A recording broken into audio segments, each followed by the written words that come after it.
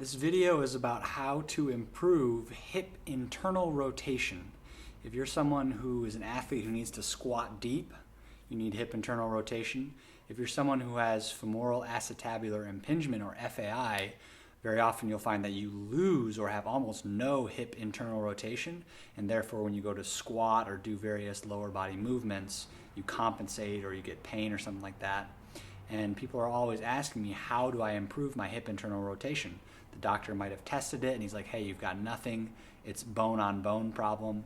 But what I found is that even though my hip internal rotation 4 or 5 years ago was 0 on my right leg, where I have my cam impingement, when I worked on the soft tissue, as I'm about to demonstrate to you, I was able to regain full hip internal rotation.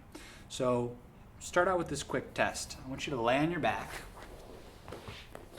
And with your hips at 90 degrees and your abs braced, you're just going to see how far out your feet can go, which is a internal rotation of your femur. You might notice that one side goes farther than the other side and this side won't move, but you just want to note how far can your hips rotate in this direction. So once you've tested this, the first thing that you're going to try is to work on your TFL right here on kind of the lateral front of your hip and the glutes. So to do that, take your softball, lay right here on your side, hips go up, turn to the side, and come down on kind of the front lateral part. And I want you to do a tail tuck. So I'm going to tuck my tail, a posterior pelvic tilt, and then roll back and forth across that TFL. Or go up and down, or tense and release and become dead weight. You'll notice that when you do the tail tuck and slightly roll into the ball, it becomes pretty gnarly. You can also lay more on your back and get more of kind of the glutes and the hip rotators, and spend a few minutes on each of these areas, the TFL, the glutes. Once you've spent maybe 5-10 minutes on those two areas, we're going to progress to working on the other side of the joint, kind of the high quad attachment points and the adductors. High quad attachment points and the adductors. So to work on the adductors, get a bench and a ball. Get in this dog peeing on a fire hydrant position. One arm support, other hand support. Bring your back leg off of the ground and then make kind of a pelvic thrusting motion, which is going to do some cross fiber friction across your adductors. And this might be pretty gnarly if this is the first time you've done it. If you don't have a softball like this, you can also use a lacrosse ball, or you can even use a kettlebell on the ground, which we have another video about. After you've worked on these adductors for maybe 4 or 5 minutes, set that aside. You get a barbell laid across your lap, and you're trying to get these kind of medial quad attachment points right about here. So I'm going to sit tall, get some pressure down into the bar, feather my leg in and out until I find a tight line. Also roll the bar forward and back until I find something that feels junky and dense. Pin it down, and then shake your body and the bar. You might have to reposition a couple times to get exactly the spot you're looking for.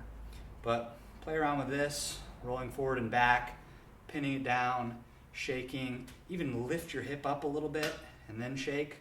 There's no wrong way to do it. You just want to do some tissue work right on this spot. Once you've done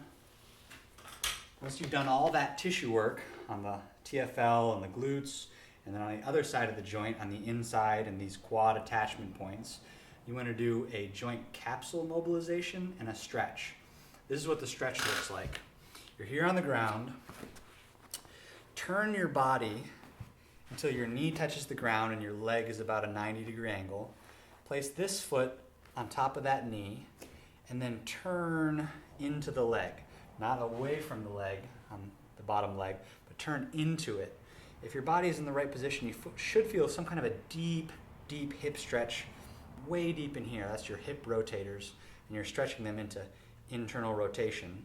From here you can just breathe and relax, exhale, or you can contract all those muscles, tighten everything up, hold your breath, and relax. Get both sides, or just get the side that's more restricted for you. And then the very last thing is we're going to try to put our femur deeper into the back of the socket with a little band distraction. So here's what that looks like.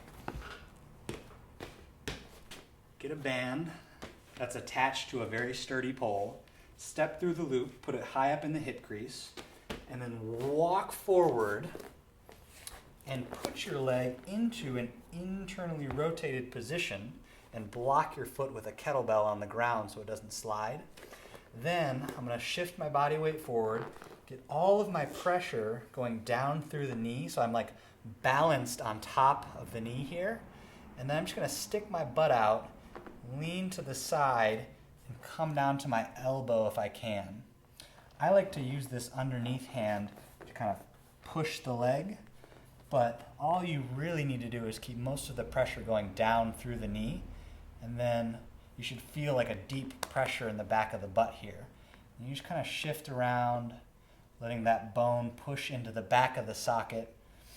Deep breath, let it sink in more, and no stress on the knee or anything, just a very deep pressure from this bone shoving into the back of the socket. So after you've done all that, retest your hip. Abs are braced, hips at 90. See how far out they go. See if you made a difference side to side. You can even retest a deep squatting position. So give all those exercises a shot. Over time, as you free up those muscles, you'll find that even though in the beginning it felt like a bony restriction, by working on the muscles, by working on the soft tissue, you can restore that hip internal rotation range of motion.